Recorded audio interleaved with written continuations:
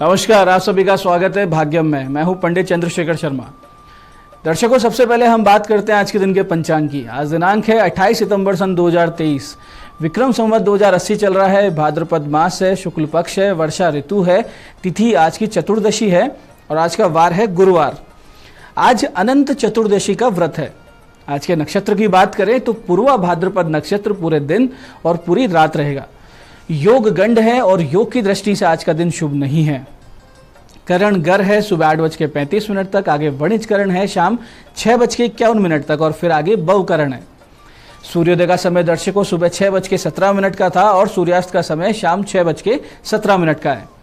आज का राहु काल दोपहर 1:30 से 3 बजे के बीच रहेगा। इसे पूरी तरीके से टाल दीजिएगा क्योंकि इसमें कोई शुभ कार्य नहीं करते हैं और लंबी यात्रा में नहीं निकलना चाहिए। अभिजीत मुहूर्त आज 11:53 से दोपहर 12:41 के बीच है। दिन में 4 बार दुष्ट मुहूर्त भी रहेंगे, इन्हें ध्यान से समझिएगा, सूझबूझ से टाल दीजिएगा। ये है सुबह 10:17, 11:05, फिर दोपहर बाद 3:05 और 3:53। आज का दिशा शूल दर्शकों दक्षिण दिशा में। तो पहली कोशिश तो ये करें कि दक्षिण दिशा की यात्रा को टाल दें, लेकिन जाना बहुत जरूरी है, अनिवार्य यात्रा है तो परिहार करके निकले। परिहार बहुत सरल है, दक्षिण की ओर मुख कीजिए, थोड़ा सा दही जीरा खाइए, 5 कदम पीछे चलिए और इस दौरान भगवान श्री राम अपने इष्ट का हृदय में ध्यान करते हुए उनसे प्रार्थना करें कि दिशाशूल की तरफ यात्रा कर रहा हूं, मेरे साथ रहिएगा। ऐसा करेंगे यात्रा बहुत अच्छी रहेगी, दिशाशूल भी परेशान नहीं करेगा। आज का शुभ समय दर्शकों यानी आज के दिन का सदुपयोग करने का जो समय है वो है सुबह 11 बजे से लेकर दोपहर 1:30 बजे तक और फिर शाम 5 बजे से लेकर रात्रि 9 बजे तक। बाकी पूरे दिन की अपेक्षा ये दोनों कालखंड ज्यादा योग कारक शुभ है। अच्छे एफर्ट्स करें तो इन समय का ध्यान रखते हुए कीजिएगा। आज की चंद्र राशि दर्शकों कुंभ है। शाम बाद 8:28 तक आगे चंद्रमा मीन राशि में प्रवेश कर जाएंगे, जिससे आज का दिन सभी 12 राशियों के लिए कुछ इस प्रकार रहने वाला है। सबसे पहले बात करते हैं मेष राशि की। तो मेष राशि वालों को आर्थिक लाभ संभव है और संतान संबंधित शुभ सूचना मिल सकती है। वहीं वृष राशि वालों को करियर में दिखेगा स्थायित्व और घर से मिलेगा सपोर्ट। मिथुन राशि वालों को भाग्य से मिलेगा सपोर्ट और आप अपने रुचि के विषयों पर ज्यादा ध्यान देंगे। कर्क राशि वाले स्वास्थ्य का रखें ध्यान, वात विकार, शरीर में दर्द वगैरह परेशान कर सकते हैं। सिंह राशि वाले अपने बिजनेस पार्टनर से कुछ विवाद होता हुआ देख सकते हैं। वहीं कन्या राशि वाले अपने ननिहाल पक्ष से होंगे लाभान्वित। तुला राशि वाले स्पोर्ट्स और मनोरंजन इंडस्ट्री के लोगों को मिलेगा लाभ। वृश्चिक राशि वालों को घर में अशांति का सामना करना पड़ेगा, लेकिन आज करियर में होगा लाभ। और धनु राशि वालों को किसी बड़े सपोर्ट सिस्टम से भाग्योदय होने के चांसेस बनेंगे। और मकर राशि वालों को आज अपनी वाणी और कम्युनिकेशन स्किल से होगा बहुत बड़ा लाभ। ऐसे ही कुंभ राशि वाले लोग आज बहुत भ्रमित रहेंगे और दिन भर ख्याली पुलाव बनाते रहेंगे। वहीं मीन राशि वाले आर्थिक मसलों में आज रखें सावधानी, नहीं तो हो सकता है कोई बड़ा नुकसान।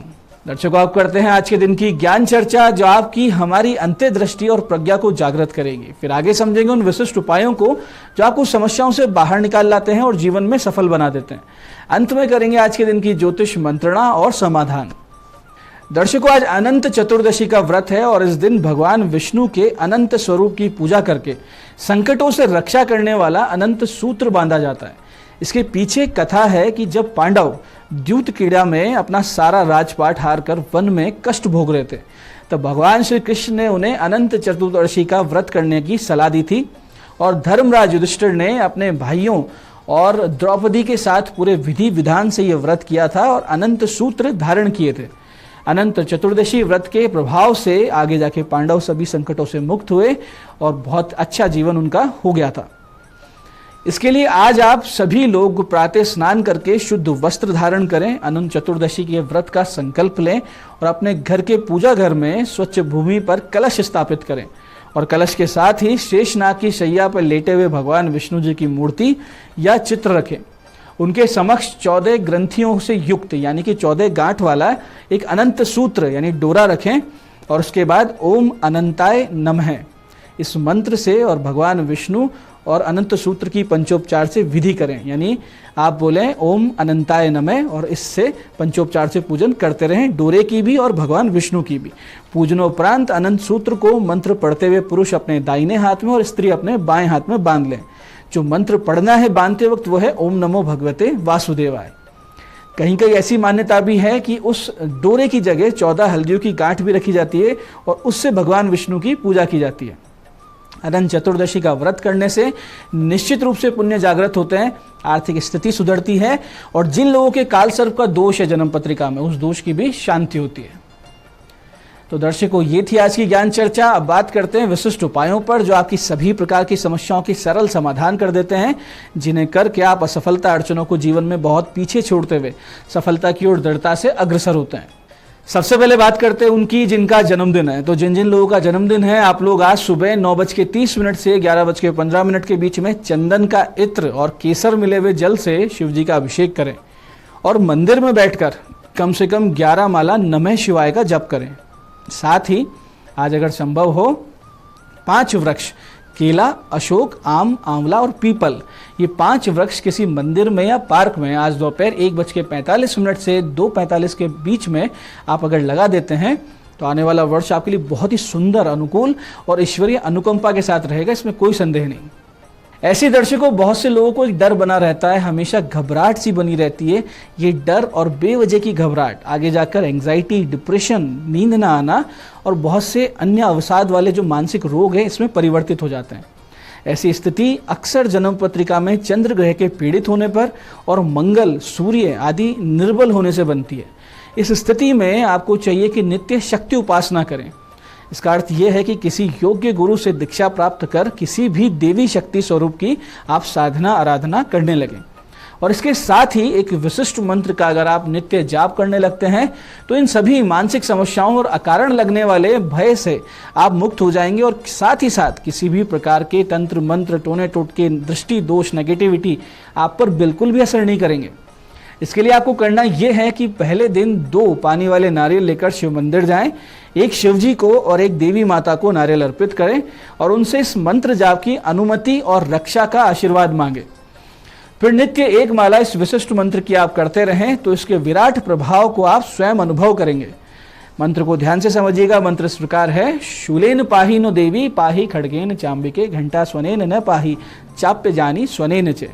मंत्र फिर से समझते हैं, शूलेन पाही नो देवी पाही खड्गेन चांबिके घंटा स्वनेन न पाही चाप्य जानी स्वनेन चे। आप करके देखिए, बहुत ही बड़ा रिजल्ट आएगा। आपको बहुत ही सुकून, शांति और एक शक्ति का एहसास अपने भीतर होगा।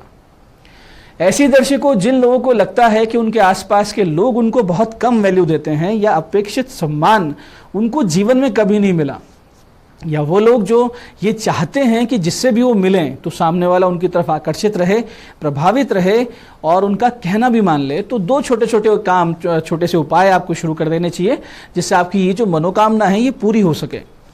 एक तो आप अपने कमरे में, पूजा घर में एक A4 साइज का एक कागज को दीवार पर चिपकाएं जिस पर लाल शाही से क्लीम लिखा हो, क्लीम बीजाक्षर बना हुआ हो लाल शाही से, और ये इतनी ऊंचाई पर चिपकाना है कि जब आप सुखासन में बैठें जमीन पे तो आप जब देखें तो ये आपकी आंखों के एकदम लेवल पे सामने रहे।